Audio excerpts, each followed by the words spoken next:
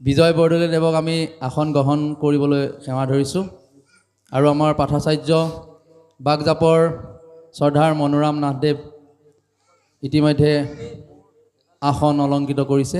এই চেগতে আমি তেখেতলোকক এখন ফুলাম গামোচৰে সেৱা ধৰিব বিচাৰিছোঁ। বাখ্যাচাৰ্য বিজয় বৰদলৈদেৱক সেৱা ধৰিব ৰঞ্জন কুমাৰ নাথে।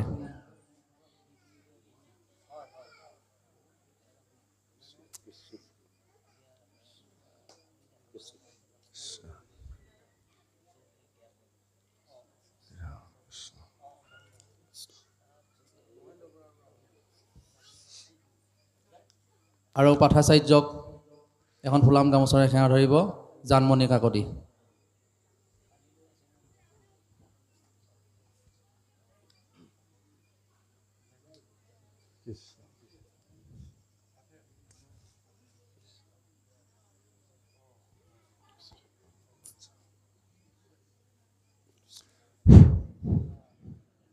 পৰম শ্ৰদ্ধাৰ হে চৈতন্যমূৰ্তি গুৰু সমস্ত, আজি আমাৰ বহু ভাগ্যৰ ফলত আজি আপোনাসৱৰ এই মহান পুণ্য অনুষ্ঠানটিত আপোনাসৱক দৰ্শন পাই আমি কৃতকৃত হৈছোঁ। হে গুৰু সমস্ত, এই মহাবৈকুণ্ঠৰ এই মহাভাগৱত পাঠ কৰা আমাৰ কোনো সাধ্য শক্তি নাই। এইখন আসনৰ যোগ্য আমি একেবাৰে নহওঁ। ভাগৱতৰ নাম শুনিলে আমাৰ হৃদয় কম্পমান হয়। হে গুৰুসকল, তথাপিতো আপোনাসৱৰ বাক্য বচন আশীষ শিৰত লৈ আমি সামান্যভাৱে অকণমান প্ৰভু ভগৱন্তৰ গুণানুকীৰ্তন পাঠ কৰিবৰ কাৰণে আগবাঢ়িছোঁ। ইয়াতে হয়তো অনেক অপৰাধ হ'ব, সৰ্বখিনি অপৰাধ মৰিখন কৰি যাতে আপোনাসৱৰ দাসৰ দাস বুলি দুখানি চৰণতলত যাতে ঠাই দি এইখিনিয়ে আপোনাসৱৰ শ্ৰীচৰণত কোটি কোটিবাৰ প্ৰণাম জনাইছোঁ। কৃষ্ণ কৃষ্ণ।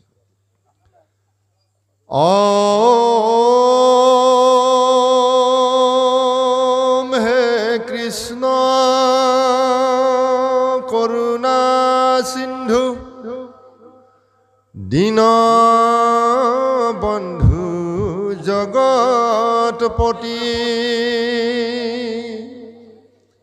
গোপেশ্বর গোপিকা কান্ত রাধা কান্ত নমস্তুতে নমস্তুতে নমস্তুতে।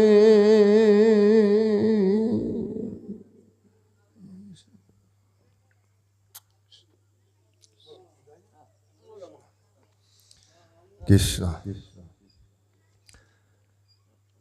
এ ৰাম কৃষ্ণৰ সিদ্ধান্ত শুনি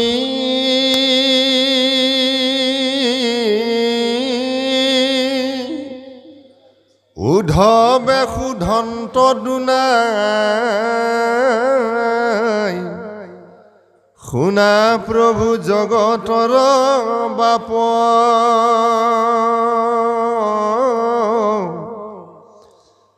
জানিলো সন্তৰ সংগে তোমাত ভকতি কৰি এৰাইতেবে সংসাৰৰ তাপ তোমাৰ সংগত ইটো পৰম ভকতি পন্থ কেৱলে লোকৰ সাধুই গতি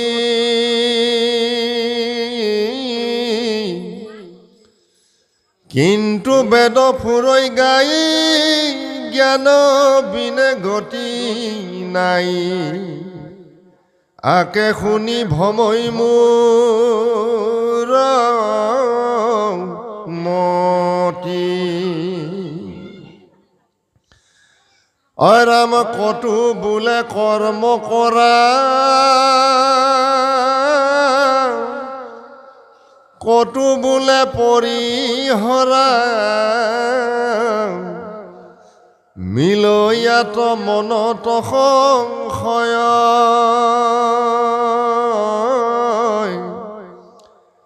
তুমি বিনে নাহি আন, তুমি শিৱ সৰ্বজান, বুজাইতো কহিও নিশ্চয়,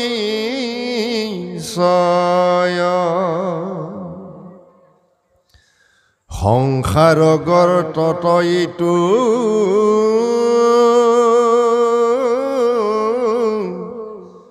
পৰিলে সমস্ত লোক, তাতে দংশিলে কঁকাল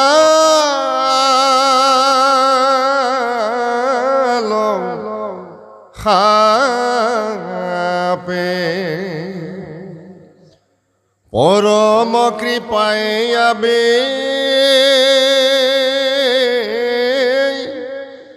বাক্যৰ মিতক সিঞ্চি, উধাৰিও জগতৰ বাপে। কৃষ্ণ জয় গুৰু শঙ্কৰ সৰ্বগুণাকৰ, যাকেৰে নাহিকে উপাম তুহাৰি চৰণ কৰেনো, শতকোটি বাৰেক কৰোঁ প্ৰণাম, বাৰেক কৰোঁ প্ৰণাম। পৰম শ্ৰদ্ধাৰ আজি দ্বিতীয় বৈকুণ্ঠত একত্ৰিত হৈ থকা বাপ আৰু আই মাতৃ সমস্ত, আমি আপোনা খবৰ আজ্ঞাধীন আৰু আপোনা খবৰ আজ্ঞাপৰ হৈ এই আসনখনি অলংকিত কৰিছোঁ যদিও সেয়া আমাৰ সাধ্য শক্তি নাই তথা আমাৰ যোগ্যতা নাই, তথাপি আপোনা খবৰ আজ্ঞা শিৰোধাৰ্য কৰি এই আসনখনি অলংকিত কৰি বৈকুণ্ঠই মহাভাগৱত শাস্ত্ৰভাগীৰ পদ ছন্দেৰে আপোনা খবৰ লগত দুআষাৰ কথন মথন কৰিম তথা আলোচনা কৰিম।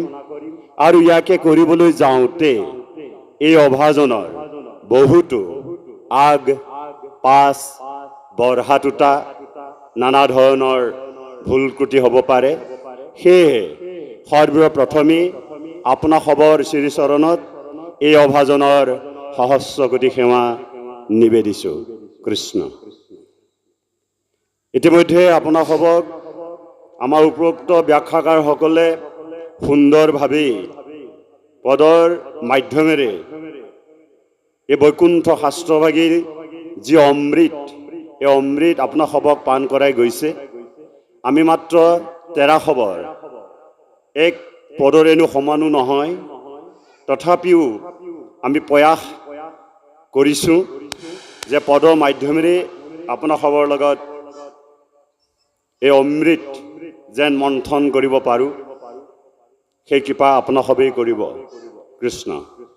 ইতিমধ্যে আমাৰ পদ কৃষ্ণনে কৈছে যে কৃষ্ণৰ যি সিদ্ধান্ত উদ্ধৱক আগবঢ়ালে, সেই তাকে শুনি উদ্ধৱে কি কৰিছে, পুনৰ কৃষ্ণদেৱক সুধিছে যে হে প্ৰভু জগতৰ বাপ, তোমাৰ সন্তৰ সংগে যদি ভকতি কৰি সংসাৰৰ সমস্ত তাপ এৰাব পাৰে, তোমাৰ সংগ যে পৰম ভকতি পন্থ যে কেৱল লোকজগতক গতি সাধন কৰাব পাৰে,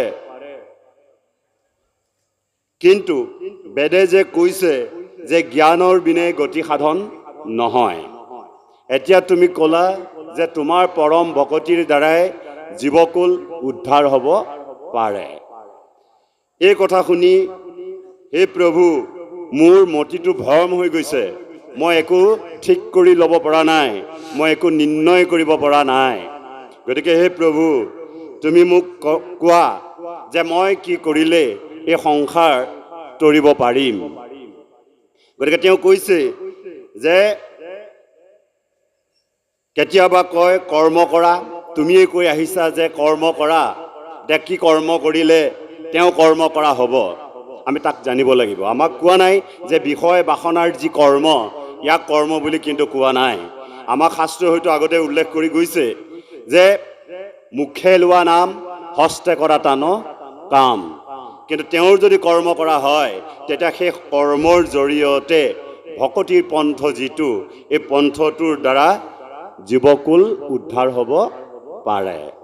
এই কথাষাৰ আমাক ক'বলৈ গৈছে যে এনেদৰে ভাবোঁতে চিন্তুতেই দেখোন হে প্ৰভু, মোৰ মনলৈ দেখোন আৰু কিছু সংশয়হে আহিছে।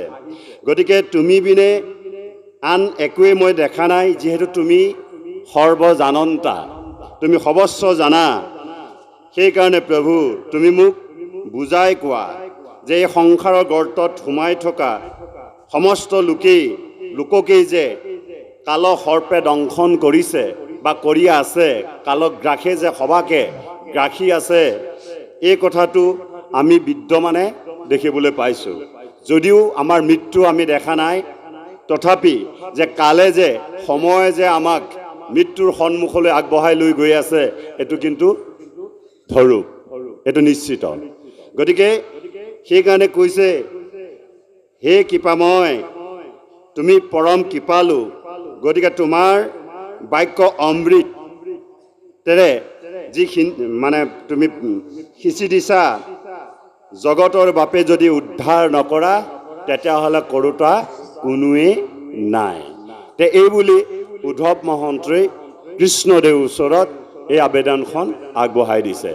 এতিয়া আমি পদৰ মাধ্যমেৰে এই কথাটো বুজিছোঁ যে উদ্ধৱৰ যদি কিবা সংশয় হৈছিল, প্ৰভু ভগৱন্তই সেই সংশয়সমূহ তেওঁক ছেদন কৰিব। আৰু তদ্ৰূপ ভাগৱত শাস্ত্ৰভাগে আমাৰ মনত থকা যিবোৰ কিবা যদি সংশয়ো আছে, এইবোৰ ভাগৱতৰ পদৰ মাধ্যমেৰে সেই সংশয়বোৰ আমাৰ উচ্ছেদন হ'ব। কিন্তু তাকে আমি কি কৰিব লাগিব? শ্ৰদ্ধাৰে শুনিব লাগিব। আমাক কৈছে যে শ্ৰদ্ধাই হ'ব ভকতি, অশ্ৰদ্ধাই বিৰকতি। যদি অশ্ৰদ্ধা সহকাৰে আমি শ্ৰৱণ কৰোঁ, তেতিয়াহ'লে হয়তো ইয়াৰ মাজৰ পৰা যিটো সাৰ মৰ্ম তত্ত্ব, ইয়াক বুজি নোপোৱাৰ ফলত আমাৰ জীৱন হয়তো মংগলময় নহ'ব বা আমাক কল্যাণ সাধন নহ'ব। কৃষ্ণ। এ ৰাম তোমাৰ মুখৰ বাণী, জানি আহে নবাধৰ, কৰৈটো দুৰ্ঘোৰ সংসাৰ,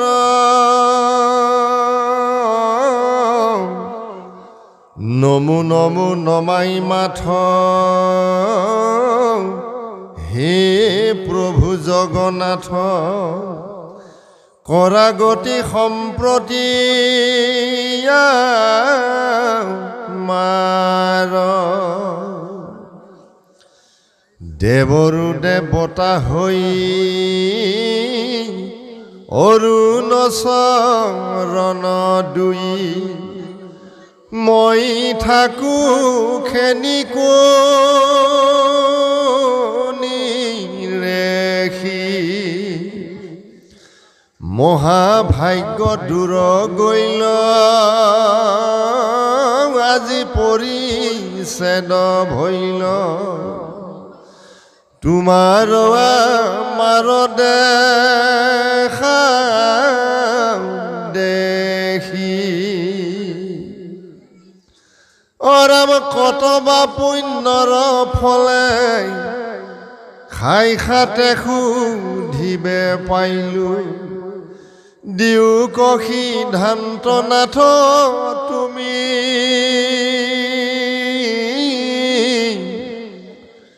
বিয়োগে আকুল কৰে ধাৰায়েলো তকজৰে,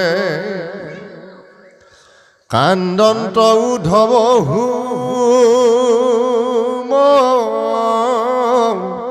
হুমি, ভকতৰ দেখি তাপ,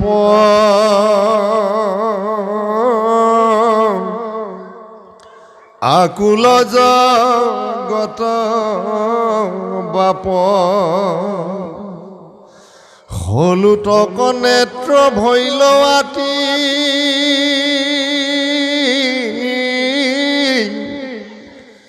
নসহে হৃদয় দেখি শোক পৰি হৰা সখী প্ৰবুধন্ত উদ্ধৱ মাতি কৃষ্ণ হে বাবাৰ মাটি সমস্ত উদ্ধৱে কৈছে আৰু উদ্ধৱৰ এই সুখখিনি দেখি কৃষ্ণদেৱৰ অন্তৰতো অৰ্থাৎ হৃদয়তো সুখ আহিছে বুলি কৈছে আৰু উদ্ধৱে কৈছে হে প্ৰভু তোমাৰ মুখৰ বাণী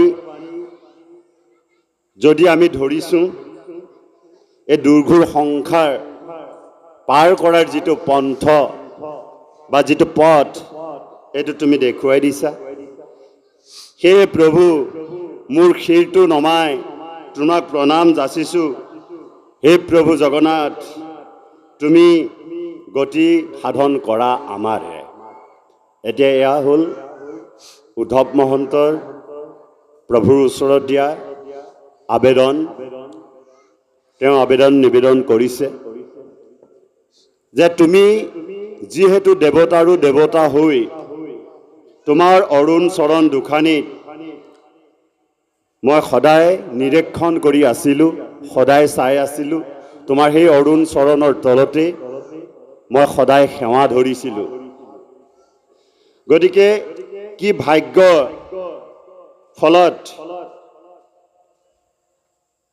মই তোমাক লগ পাইছিলোঁ আজি কি মোৰ দুৰ্ভাগ্য হ'ল আজিৰে পৰা তোমাৰ আৰু মোৰ এৰা এৰি হ'ব লগা হ'ব বা তোমাৰ সংগ মই কেতিয়াও নেপাম তোমাৰ লগত মোৰ আৰু দেখা দেখি নহ'ব এয়া মোৰ পৰম দুৰ্ভাগ্য গতিকে কত পুণ্যৰ ফলতেই তোমাক আজি সাক্ষাতে লগ পাই মই তোমাক সুধিব পাইছোঁ আৰু তুমি মোক এই সিদ্ধান্ত দিয়া তোমাৰ বিয়োগত মোৰ আকুল হৃদয় মানিব পৰা নাই সহ্য কৰিব পৰা নাই গতিকে তেওঁৰ চকুৰ পৰা ধাৰাসাৰে চকুলো ববলৈ ধৰিছে আৰু তেওঁ হুমাহুমিকৈ কান্দিছে যিহেতু প্ৰভু ভগৱন্তক তেওঁ আজিৰ পৰা লগ নেপাব এই সুখ বা দুখতেই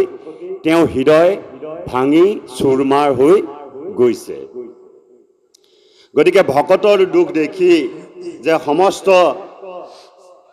হে জগতৰ বাপ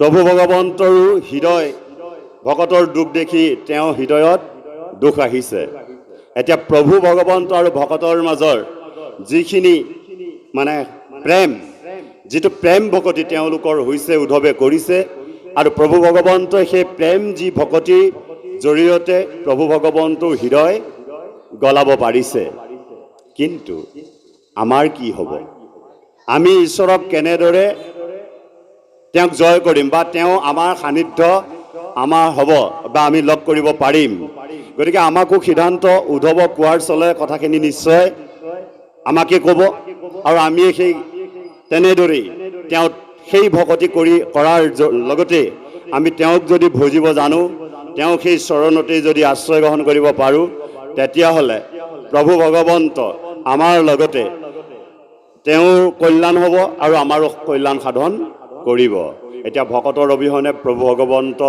নহয় থাকিব নোৱাৰে আৰু ভকতেও প্ৰভু ভগৱন্তৰ অবিহনে থাকিব নোৱাৰে এই কথাটোৱে ইয়াকে আমাক বুজাবলৈ গৈছে যে তাকে দেখি আমি কি কৰিম যে উদ্ধৱে যিখিনি কথা প্ৰভু ভগৱন্তক কৈছে এই কথাখিনি আমি নিজেই প্ৰভু ভগৱন্তৰ ওচৰত মানে কি কৰিব লাগিব জনাব লাগিব তেওঁক জনাম কেনেকৈ তেওঁতো এতিয়া সাকাৰ স্বৰূপত নাই এইটোৱেতো আমাৰ ডাঙৰ কথা উদ্ধৱ মহন্তই কিন্তু তেওঁ সাকাৰ স্বৰূপে সাক্ষাতে লগ পাইছিল আমি এতিয়া কেনেদৰে তেওঁক লগ পাইছোঁ তাৰ বিষয়টো যদি আমি জানি লওঁ তেতিয়াহ'লে প্ৰভু ভগৱন্তৰ তেওঁ সেই শব্দ ব্ৰহ্ম ৰূপতেই আমাৰ লগতে সদায় থাকিব।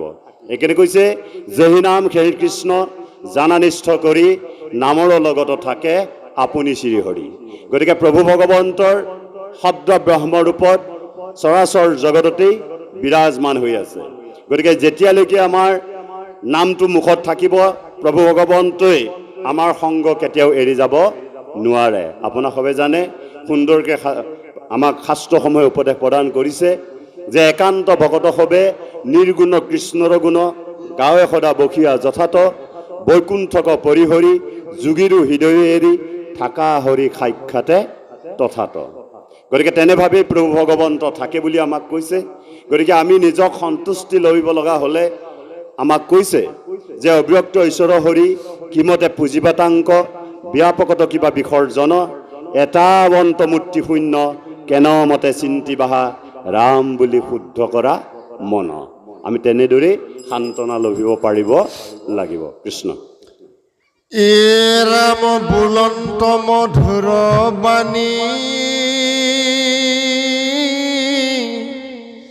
তাপতে যা মহামানী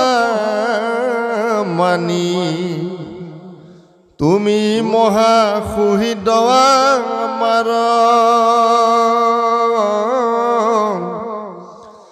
জানা মায়া ময়ইটো সংশয় পুছিলা যিটো শুনিও উত্তৰ তুমি তাৰ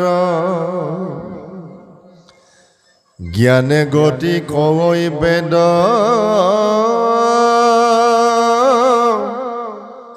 লোৱা তাৰ পৰিছেদ আছই জ্ঞান ভকতিৰ মাজে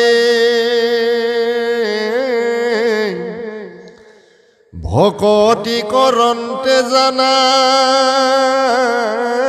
আপুনিও পজই জ্ঞান যুগ চিন্তি মৰৈমি কাজে ৰাম আউৰ কিটো মাত বাজ জ্ঞানতো নাহি কৈ কাজ কেৱল ভকতি তৰৈ লোক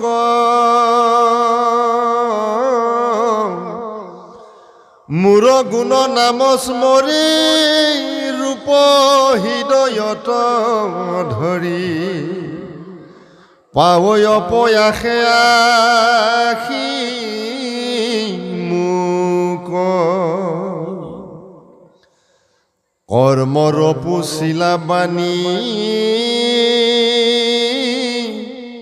তাকো শুনা মহামানী যিটো নাম নধৰয়া মাৰ জনম গুৱাই ব্ৰেঠা নুশুনয় আমাৰ কথা তাৰেহে কৰ্মতয় অধিকাৰ। কৃষ্ণ। হে বাবাৰুৱাই মাতৃ সমস্ত প্ৰভু ভগৱন্তই উদ্ধৱক মধুৰ বাণীৰে সৈতে তেওঁক কৈছে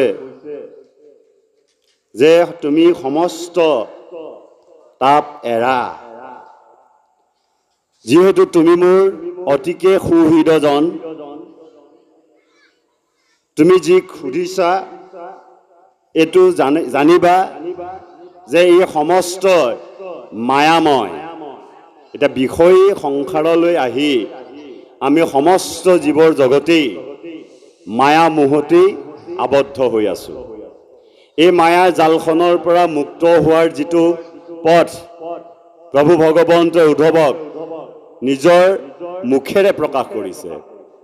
গতিকে এই মায়াময় যিখন জাল, এই জালখনৰ পৰা আমি মুক্ত হ'ব লাগিব। কাৰণ এয়া কেৱল উদ্ধৱক কোৱা বুলি আমি ধৰি ল'ব নালাগে।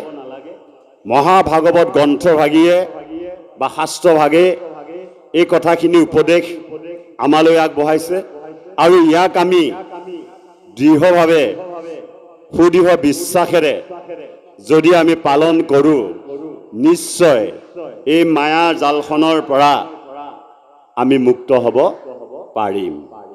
গতিকে তোমাক এই উত্তৰটো দিওঁ, তুমি শুনা যে বেদে যদিও কৈছে জ্ঞানেই গতি সাধন হয়,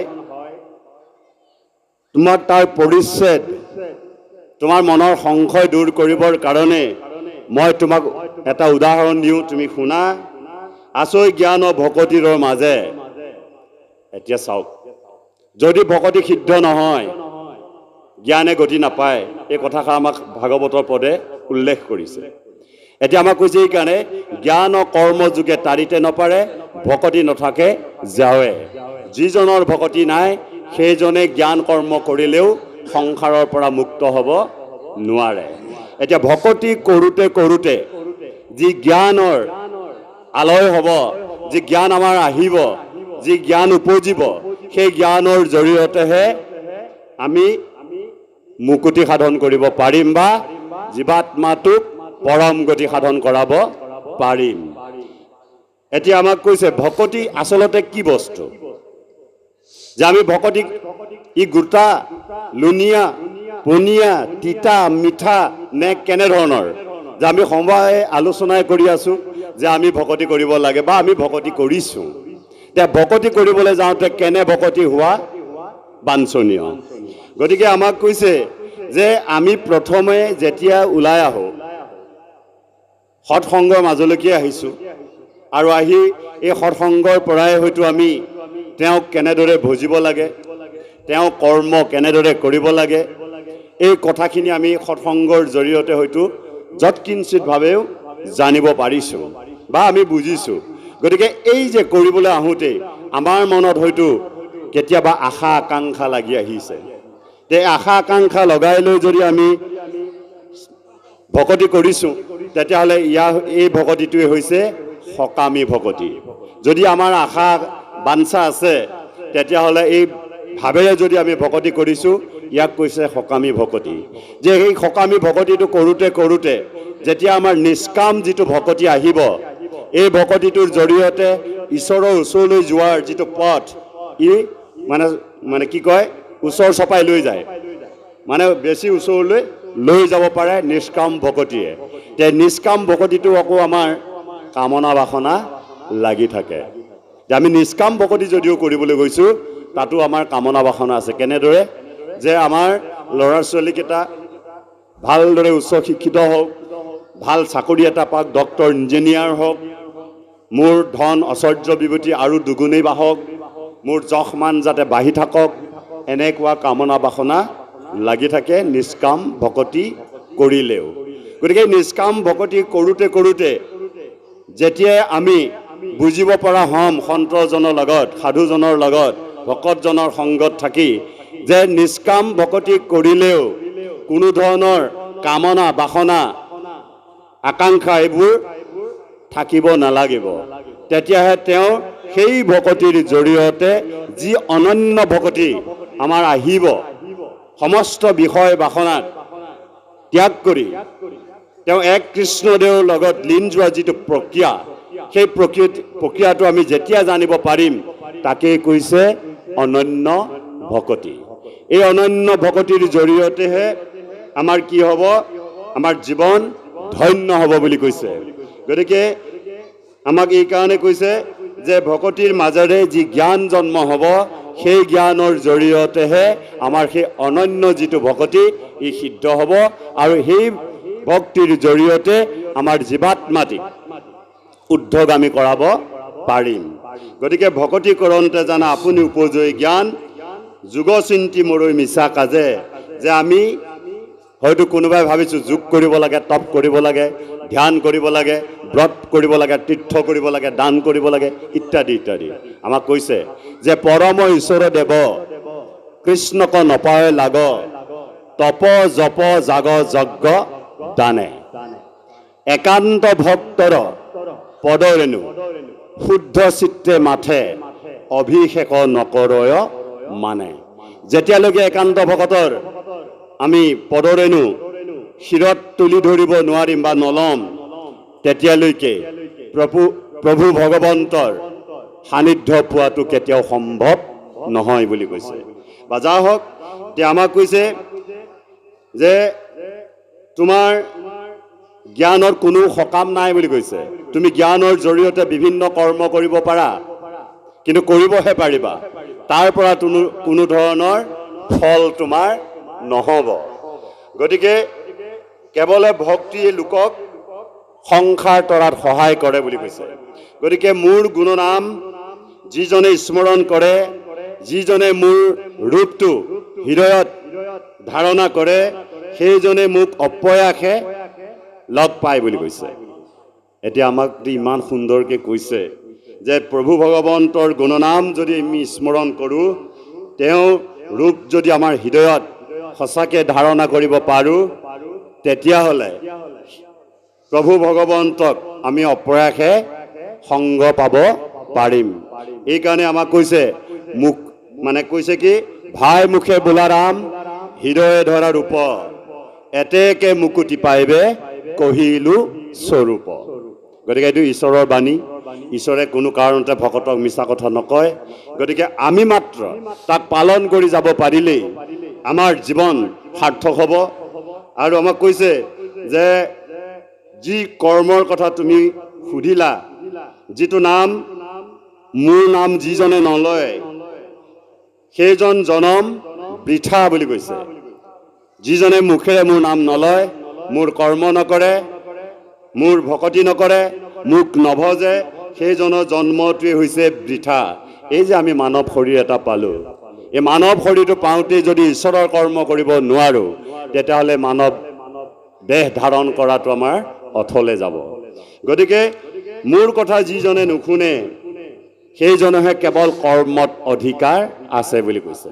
সেইজনে কৰ্মতেই বান্ধ খাই থাকিব বুলি কৈছে। তেতিয়াহ'লে সেই বাপ আৰু আই মাতৃ সমস্ত শাস্ত্ৰপদে যি কথা কৈছে, এয়া নিঘাত সত্য কথা। গতিকে আমি প্ৰকৃততে যদি ভাগৱত অধ্যয়ন কৰিছোঁ, যদি আমি চৰ্চা কৰিছোঁ, ভাগৱতৰ কথা আমি কিন্তু মানিবই লাগিব। এইকাৰণে কৈছে যে স্ত্ৰীমধ্য মাংস সেৱাৰৰ কথা, কৈ মৰে কৰে জন্ম কৰে বৃথা, নুবুজে বেদৰ অভিপ্ৰায় গুৰুহ, কৰ্মকো কৰিবে নপাৰে মূঢ়। গতিকে ভাগৱতে আমাক এই উপদেশ প্ৰদান কৰি থৈছে, আৰু পাকে প্ৰক্ৰিয়াই আমাকেই গালি পাৰি গৈছে, নহয় জানো বাৰু? গতিকে আমি জীৱন ধন্য কৰিব লগা হ'লে, মানৱ জীৱন সফল কৰিব লগা হ'লে, ভাগৱতৰ প্ৰতিটো উপদেশ পৰামৰ্শ পালন কৰিব নোৱাৰিলেও তাৰে বচা বচা কেইটামান যদি আমি পালন কৰিব পাৰোঁ, তেতিয়াও আমাৰ জীৱন ধন্য হ'ব পাৰে। কৃষ্ণ। ৰাম দুষ্ট চিতে যিটো জন,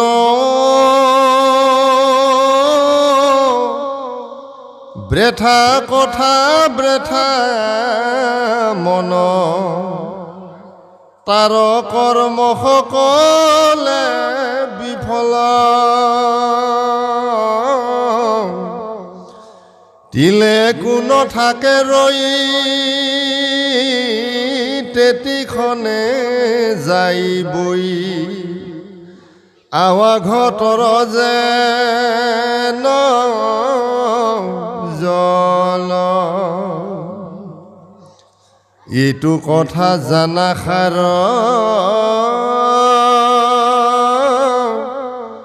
জ্ঞানটো কৰ্মটো আৰ, নকৰিবা বিশ্বাস কি নিশ্চিত,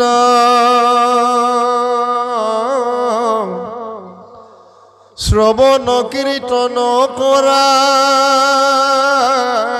সুখে সংসাৰ কতৰা, দিয়া মোৰ চৰণত চিত। ৰাম তপ জপ তীৰ্থ স্নান, যিটো ফল মহাদান, জ্ঞান বৈৰাগ্যৰ যেন ফল, যিটো গুণ নাম গাৱ বসি সিটো সুখে পাৱ দেখা কেনে ভকতিৰ বল জানা তুমি খাৰে খাৰ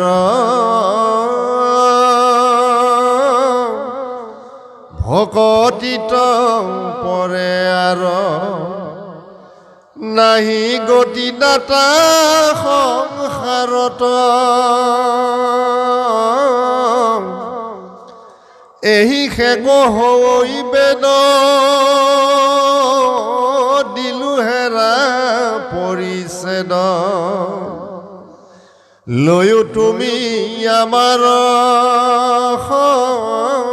সন্মত কৃষ্ণ হে বাবাৰুৱাই মাতি সমস্ত এই পদকৃষ্ণনে আমাক কৈছে যে কোনোবাজনে যদি দুষ্ট চিত্তে তেওঁ ঈশ্বৰক নাম ল'বলৈ গৈছে বা তেওঁক ভকতি কৰিবলৈ গৈছে তেতিয়াহ'লে সেয়া তেওঁ বৃথা হ'ব বুলি কৈছে আৰু এটা বৃথা মন লৈ তেওঁ যি কৰ্ম কৰে সমস্ত বিফল হ'ব বুলি কৈছে তাত কোনো ফল নধৰে বুলি কৈছে আৰু সেই ফল মানে ক্ষণেকো ৰৈ নাথাকে তেওঁ ওচৰৰ পৰা সেই ফলটো বাগৰি বাগৰি গৈ নাইকিয়া হৈ যাব শেষ হৈ যাব বুলি কৈছে যেনেদৰে এঙাঘাটৰ জল বুলি কৈছে তে ঘট এটাত যদি আমি পাত্ৰটোত কিবা যদি পানী ভৰাই থওঁ তেতিয়াহ'লে সি যদি লুটি খাই যায় তদ্ৰূপ সেই ফলটো তেনেকুৱা বুলি কৈছে পাত্ৰটোত থোৱাৰ পিছত ই যেতিয়া লুটি খাই পৰিব তেতিয়াহ'লে তাৰ সেই পানীটোপা ৰৈ নথকাৰ দৰে আমাৰ এই কৰ্ম তপ জপ যাগ যজ্ঞ কৰা যিটো ফল ইও তেনেদৰে নাশ হয় বুলি কৈছে এইটো আমাক ভাগৱতে কওঁতে সৰুকৈ কোৱা যেন লাগিলেও কিন্তু বৃহত্তৰ কথা গতিকে আমাক কৈছে যে এইটো কথা জানা সাৰ জ্ঞানতো কৰ্মটো আৰু নকৰিবা বিশ্বাস কিঞ্চিত যে কোনো কাৰণতে জ্ঞান কৰ্মক বিশ্বাসযোগ্য বুলি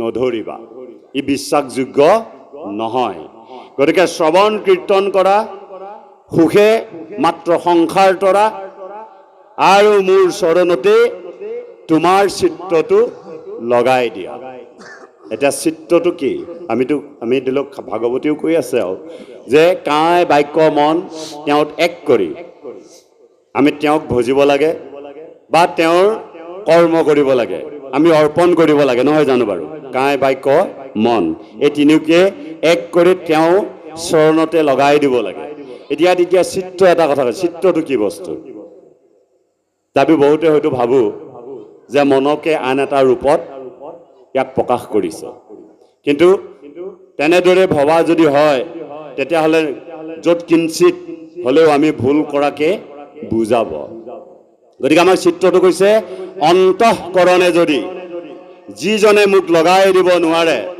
মুখৰ বাক্যত কেতিয়াও বিশ্বাস নাই যদি অন্তৰখনে ঈশ্বৰত লীন যোৱা নাই অন্তৰখন যদি তেওঁৰ চৰণত অৰ্পণা কৰিব পৰা নাই তেতিয়াহ'লে মুখৰ বাক্যই কেতিয়াও ইয়াক মানে সিদ্ধান্ত দিব নোৱাৰে আমাক কেনে কৈছে বচনে কেৱল হৰিত শৰণলৈ চিত্তে আন দেৱক ভজয় জানিবা কদাচিতো সিদ্ধি সিটো নলভয় হৰিতাৰ সন্তোষ নহয় মুখৰ বচনতে ঈশ্বৰ সন্তুষ্ট কেতিয়াও নহয় গতিকে আমাক কৈছে যে শবত ব্ৰহ্ম পাৰ ভৈল যিটো কৃষ্ণত ভগতি নাই তাৰ মাত্ৰ শ্ৰমেই মাত্ৰ ফল যেন ৰাখে বাজি গায় আমি বাজি গাই পঢ়ি থকাৰ দৰে হ'ব যিজনী গায়ৰ পৰা পোৱালি নাপাওঁ গাখীৰ নাপাওঁ তেনেকুৱা এজনী গাই পঢ়ি থকাৰ কোনো আমাৰ সকাম নাই গতিকে যিজনী গায়ৰ পৰা আমি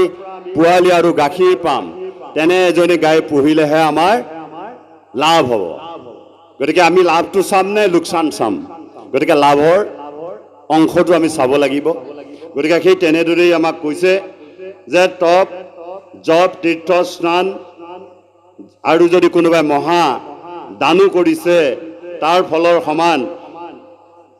এয়া হৈছে জ্ঞানৰ ভাৱেৰে, জ্ঞানৰ জৰিয়তে যি বৈৰাগ্য ভাৱ আমাৰ অন্তৰলৈ জাগিব, সেই ভাৱৰ দ্বাৰাহে এই ফলটো পাব পাৰি, যিটো অক্ষয় ফল, যিটো ফলৰ জৰিয়তে, যিটো ফলৰ কোনো দিনে কোনো কাৰণতে বিনাশ নহয়, যিটো অবিনাশী ফল।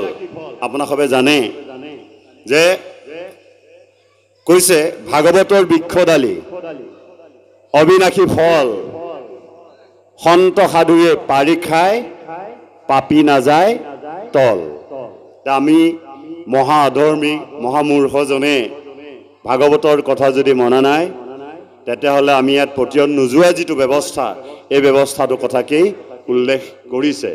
যা হওক, যি গুণনাম যিজনে গাই ফুৰে, তেওঁ ঘৰতে বহি সুখে সংসাৰ তৰিব পাৰে। কিহেৰে? তেওঁৰ ভকতিৰ জৰিয়তে। এইটো হৈছে ভকতিৰ মহাবল, মহাশক্তিমান, মহামহিমা। এই ভকতিৰ জৰিয়তেই আমি কি কৰিব পাৰোঁ? এই সংসাৰত আমি তৰি যাব পাৰিম। একমাত্ৰ প্ৰভু ভগৱন্তই আমাৰ গতি সাধন কৰিব। গতিকে তেওঁৰ হাততহে ভকতি মুকুতি গতি, তেওঁ হাতৰ মুঠি। গতিকে যিজনে কৰিছে সেইজনেহে লাভ কৰিব পাৰে। আপোনালোকে নিশ্চয় জানে যে কপিল প্ৰভুৱে তেওঁ মাতৃ দেৱহূতিক কৈছিল যে কপিল বদতি শুনা দেৱহূতি অভকতে কদাপি নপাৱে মুকুতি, ভকতি মুকুতি পদদাতা ময়ীদেৱ স্বতন্ত্ৰ ঈশ্বৰ মুতপৰে নাহি কেও। হে মাতৃ, কাৰোবাক যদি মুক্তি দিব লাগে, কাৰোবাক যদি গতি দিব লাগে, কাৰোবাক যদি পদ দিব লাগে, সেয়া কেৱল মইহে দিব পাৰোঁ, আনে কোনেও দিব নোৱাৰে। এয়া দেৱহূতিক সাংখ্য আৰু জ্ঞান যুগত কপিল প্ৰভুৱে প্ৰকাশ কৰি গৈছে। যা হওক, এনেদৰেই যদি আমি সংসাৰৰ সাৰ যিটো বস্তু, সেইটোৱে হৈছে কেৱল ভকতি বৃত্তিৰেকে সংসাৰত কোনেও গতি সাধন কৰাব নোৱাৰে। গতিকে আমি ভকতি কৰিব লাগে, আৰু কৰি গ'লেই আমাৰ বাকী মুহূৰ্তৰ যিখিনি সময় আছে, এই সময়খিনিত আমাৰ জীৱাত্মাটিক এইখিনিতে কৰিলেও আমি গতি মুক্তি সাধন কৰিব পাৰিম, বা আমাৰ জীৱাত্মাটোক উদ্ধগতি কৰাব পাৰিম। কৃষ্ণ। ৰাম শুনিও ক সভাসদ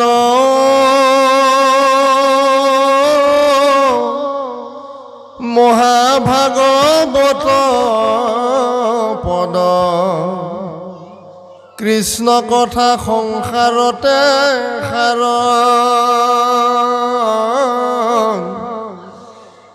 আয়ুস যাই আলে জালে ইটো ঘূৰ কলি কালে, জ্ঞানে কৰ্মে নপাইবা নিস্তাৰ, নকৰিও জন্ম বৃথা শুনাইতো কৃষ্ণ কথা,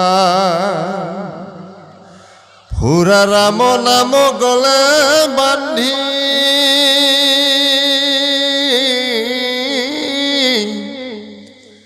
ঐত আয়ু পাত ভৈলে ঘূৰ পৰ লোকে গইলে, আগে লাগি মৰিবা কান্দি, আইৰাম পৰম বান্ধৱ নাম শুনাৱাৰ গুণ গাম, আতপৰে কোন পুণ্য আছে, জাত পৰে পাপী নাই তাকো তাৰৈ নামে পাই,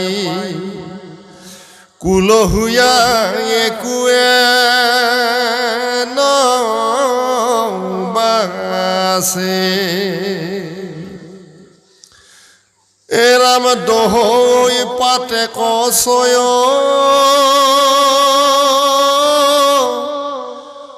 কৰৈ পুণ্য ঐ ভূদয়, মিলাৱৈ মুকুতি সুখ সুখে বুলন্তে নাহিকৈ শ্ৰম শুনন্তে অমত সম হেন নাম কিয় মুখে। কৃষ্ণ হে বাবাদয় মাতৃ সমস্ত, এই মহাভাগৱত বৈকুণ্ঠ শাস্ত্ৰভাগীয়ে সমস্ত সভাসদজনকেই আহ্বান জনাই কৈছে, হে সভাসদসকল, মহাভাগৱতৰ পদৰ কথা সংসাৰতে সাৰ আমাক ভাগৱতে কৈছে। এতিয়া ভাগৱত বুলিলেনো আমি কি বুজো বা কি বুজিছোঁ? আপোনালোকে নিশ্চয় জানে যে ভাগৱত বুলিলে আমি কি বুজিব লাগে। যে আমাক কৈছে ভ শব্দে ভাবুকং জ্ঞেয়, অৰ্থাৎ ভগৱন্তক উদ্ভাৱন কৰিব পৰা এজন ভাবুক হৈ লোৱা। আমি যদি ভাবুক হ'ব নাজানো, প্ৰভু ভগৱন্তক কেতিয়াও উদ্ভাৱন কৰিব নোৱাৰিম। গৌৱে কৈছে গৰিষ্ঠজনক জনা এজন জ্ঞানী হৈ লোৱা।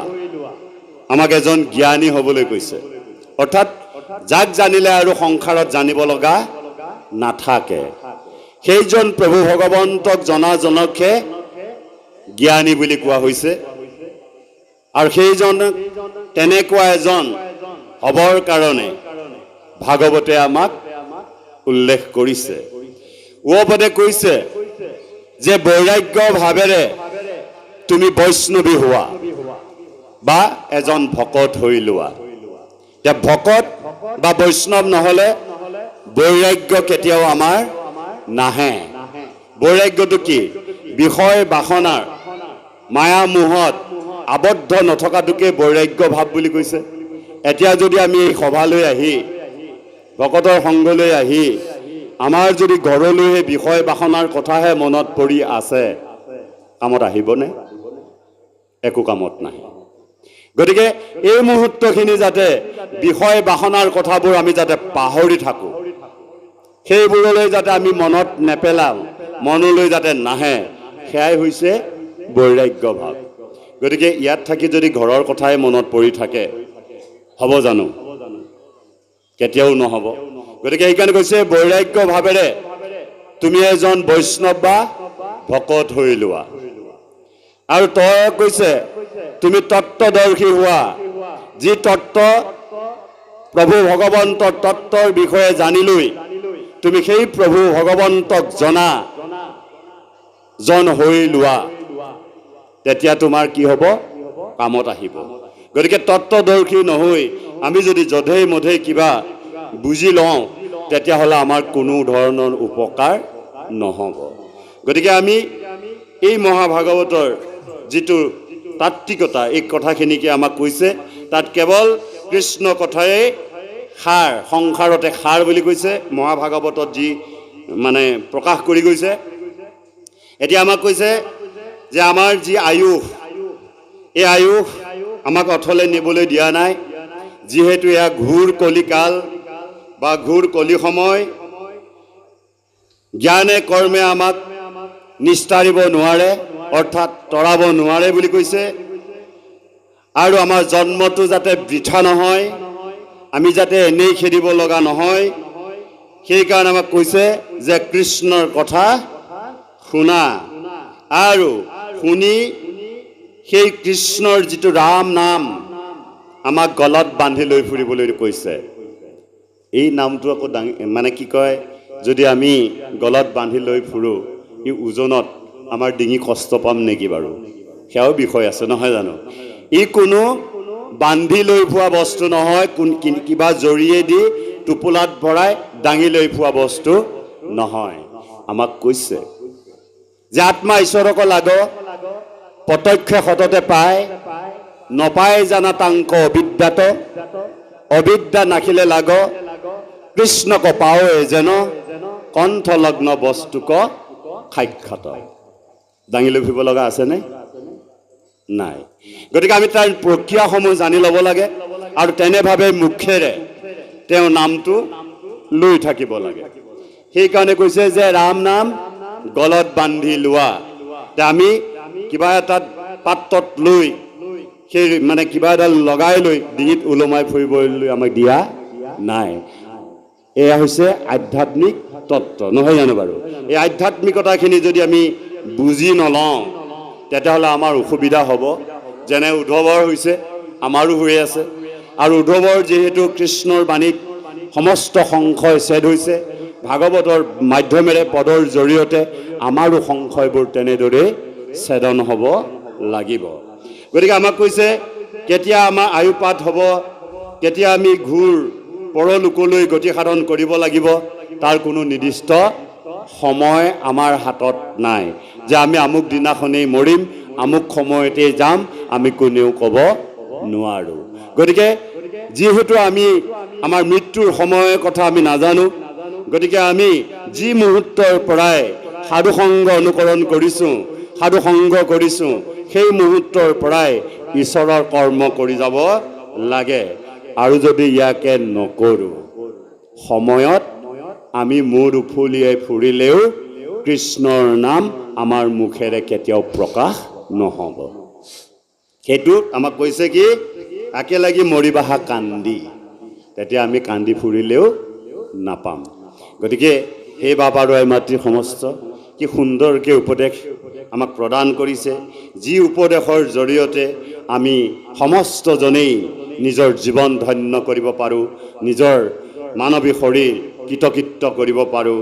এই কথাখিনি আমাক সুন্দৰভাৱে কৈছে যে যিজন পৰম বান্ধৱৰ নাম ল'লেই আমি তেওঁৰ গুণনাম প্ৰকাশ কৰিলেই সেই পুণ্যবোৰ আমাৰ সঞ্চয় হ'ব আৰু সেই পুণ্যই আমাৰ মাত্ৰ লগত যাব। যদি অপকৰ্ম কৰিছোঁ তেতিয়াহ'লে পাপ লগত যাব, আৰু যদি ভাল কৰ্ম কিবা কৰিছোঁ তেতিয়াহ'লে সেই ভাল কৰ্মটোৰ যি পুণ্য হ'ব, সেই পুণ্যকণেই আমাৰ জীৱনৰ সাৰথি হৈ যাব। গতিকে জাতপৰে পাপী নাই, তাকো তাৰৈ নামে পায়, যিজনৰ সমান এই সংসাৰত মহাপাতকী আৰু পাপ নাই, তেনেজন লোকেও বোলে ঈশ্বৰৰ নাম যদি লয় তেওঁক সংসাৰ তৰাত সহায় কৰে বুলি কৈছে। তে আমাক এইকাৰণে কৈছে কুলহীয়া একোৱে নবাচে, কোনোবা ব্ৰাহ্মণ, কোনোবা কলিতা, কোনোবা কোচ, কোনোবা যোগী, কোনোবা মহন্ত, কোনোবা ব্ৰাহ্মণ, কোনোবা আহোম চুতীয়া, একো জাত পাতৰ কথা কোৱা নাই।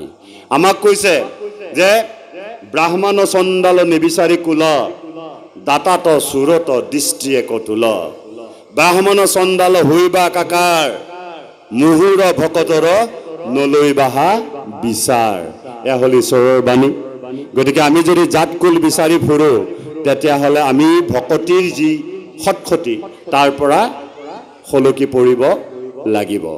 গতিকে আমাক জাত পাতৰ কথা কোৱা নাই, মানৱ হিচাপে সকলোৱে ঈশ্বৰৰ ভক্তি কৰিবলৈ অধিকাৰ আছে আৰু আমি সমস্তজনেই একত্ৰিত হৈ একেলগেই প্ৰভু ভগৱন্তৰ গুণানুকীৰ্তন কৰিব পাৰোঁ। গতিকে যিমানেই তেওঁ পাপ নকৰক কিয়, এইটো অদ্ভুত ধৰণে তেওঁক পুণ্য সঞ্চয় কৰাত সহায় কৰে সেই ভকতিয়ে, আৰু সেই ভকতিৰ দ্বাৰাই সমস্ত মুকুতিৰ সুখ তেওঁ সংসাৰত লাভ কৰিব পাৰে বুলি কৈছে। তেওঁ আমাক কৈছে ক'বলৈ যাওঁতেও কোনো শ্ৰম নহয়, শুনিলেও আমাৰ কোনো দুখ বা ভাগৰ নাথাকে। যি শুনিলে অমৃত, যি কৃষ্ণ প্ৰভু ভগৱন্তৰ যি বাণী, ইয়াক যদি আমি শুনো ই অমৃতৰ সমান হয় বুলি কৈছে। আৰু সেই নাম কিয় এৰিছা সেই নৰসকল, এই বুলি আমাক আহ্বানো জনাইছে যে যিহেতু নৰশ্ৰেষ্ঠ সমস্ত চাৰিমুঠি জীৱতকৈ, গতিকে নৰে যদি কৰ্ম নকৰে আন প্ৰাণীয়ে কেতিয়াও কৰিব নোৱাৰে। এই ঘূৰ কলি কালত যাৰ অবিহনে মানে কি হয়, কোনো কাৰ্য আমাৰ সাধন নহয়, যিজনৰ অবিহনে আমি কোনো প্ৰাণীয়ে একো কাৰ্য কৰিব নোৱাৰোঁ, সেইজন প্ৰভু ভগৱন্তৰ নাম লোৱাত আমি অৱহেলা কৰিছোঁ কিয়? তাৰ সমান দুখী এই সংসাৰত আৰু কোনোৱেই নহ'ব। যদিহে প্ৰভু ভগৱন্তৰ নাম আমি লোৱা নাই, তেওঁৰ যদি ভকতি আমি কৰা নাই, তেতিয়াহ'লে আমি সংসাৰ যে তৰি যাম এয়া কেতিয়াও আশা কৰিব নোৱাৰোঁ। কৃষ্ণ। এ ৰাম ইটো কলি কালে সাৰ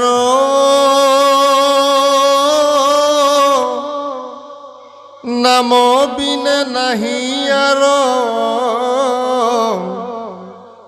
নামতে সমস্তে পুণ্য বিজয়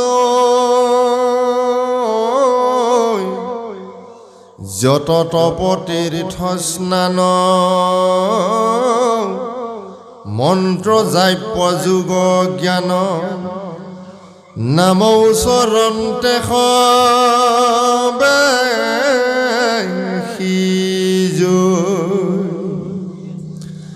নামত দিও কচিত নামে শেষু হৃদহিত সংসাৰ ব্যাধিৰ মহৌষধি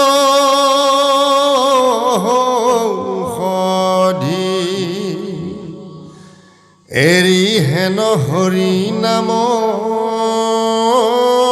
কৰৈ মৰৈ আন কাম তাত পৰে নাহিকে বুদ্ধি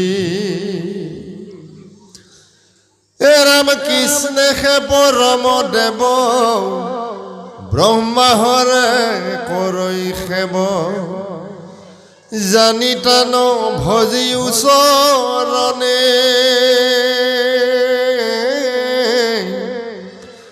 পৰলোক বন্ধু হৰি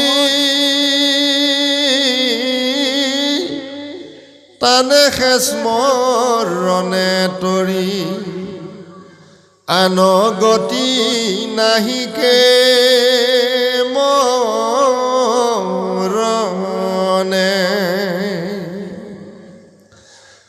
কালে ধৰিলে কপৰা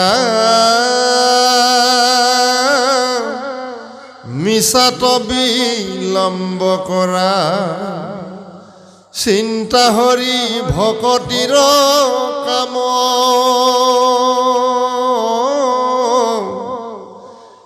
আয়ুষ যাই খনে খনে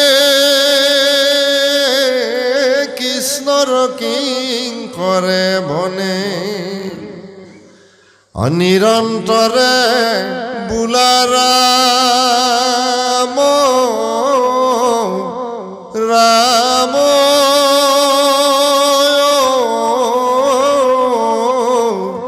হৰি ৰাম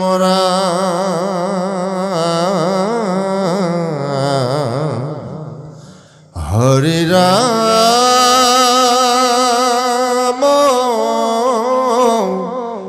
ৰাম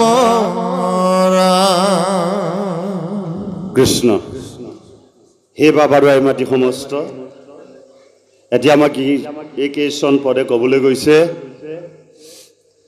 যে কলিকালে কেৱল সাৰ নামৰ বিনে আৰু অন্য একোৱেই নাই বুলি কৈছে।